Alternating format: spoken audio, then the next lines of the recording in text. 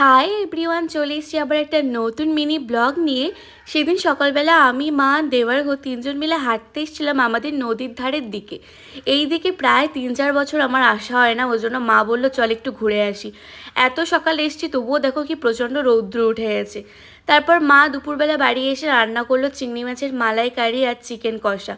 ততক্ষণে আমরা স্নান টান করে গপুকে খেতে দিয়ে দিলাম। তারপর তো আমরাও খেয়ে নিলাম। আর দুপুরে একটুখানি ঘুমিয়ে নিয়ে সন্ধেবেলার দিকে আমি, বুনু আর দেবার্গ তিনজন মিলে একটু বাজারে গেছিলাম বুনুর প্র্যাকটিক্যালের কিছু জিনিসপত্র কিনতে। তারপর বাজার থেকে একটু ঘুগনি, একটু ফুচকা, একটু আইসক্রিম খেয়ে নিলাম। আর এই বাজারটা আমাদের স্কুলের সামনে বসে, এই স্কুলেই আমি পড়তাম। তারপর এখান থেকে খাওয়া দাওয়া করে চলে এসেছিলাম বাড়িতে। আর এটা হচ্ছে পরের দিনের সকালবেলা, মা দেবর্গ দুজনে মিলে লেবু পাড়ছিল, বাতাবি লেবু। এইটা হচ্ছে বাতাবি লেবু গাছ আমাদের বাড়ির, আর ওইটা হচ্ছে আমাদের বাড়ি। তো আজকে আমরা বাড়ি চলে যাব, তো সবাইকে টাটা করে চলে এলাম সোজা বাড়িতে। বাই।